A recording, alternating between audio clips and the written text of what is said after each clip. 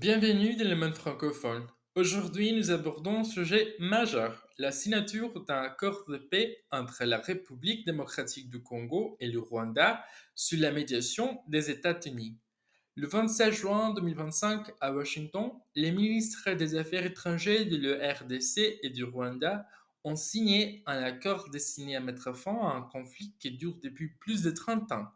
Ce conflit a causé des milliards de morts et une crise humanitaire dévastatrice de l'Est de la RDC où des groupes armés comme le M23, soutenus par Kigali selon plusieurs experts, continuent de semer la violence. Cet accord est le fruit des négociations intenses orchestrées par l'administration Trump, qui a été réélue en 2024 et a pris en main ce dossier.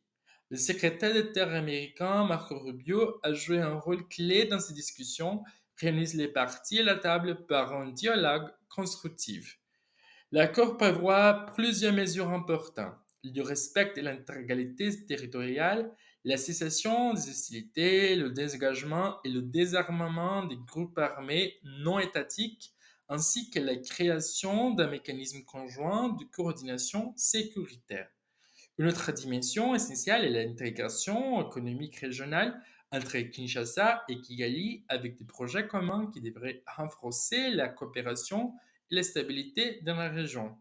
Au-delà de la paix, se teste aussi la voie des partenariats économiques, notamment dans le secteur minier. L'Est congolais regorge de minerais stratégiques, cobalt, coltan, cuivre, indispensables à notre technologie moderne. Les États-Unis, par le biais de cet accord, cherchent à sécuriser leur intérêt de la région et concurrençant notamment la présence chinoise dominante dans le secteur minier congolais. Un futur accord minier entre la RDC et les États-Unis est même en cours de discussion, promettent des investissements majeurs dans l'infrastructure et le développement. Cependant, des questions restent en suspension. L'accord signé entre Kinshasa et Kigali, mais qu'est-ce qu'il des groupes armés comme le M23 alors que ces derniers s'est imposé après avoir pris des villes clés comme Goma et Bukavu? Son rôle dans le processus de paix n'est pas encore clair.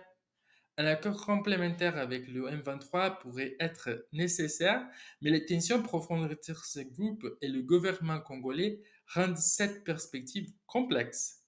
Malgré ces défis, la signature de cet accord est saluée comme une étape importante vers la paix.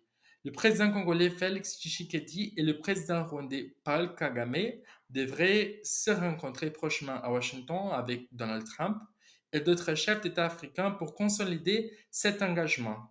Pour les États-Unis, une paix durable dans le Grand Lac est synonyme de stabilité régionale et d'opportunités économiques. Pour la RDC, le Rwanda, c'est peut-être l'aube d'une nouvelle ère fondée sur la coopération plutôt que le conflit. C'était le monde francophone. Merci de votre écoute.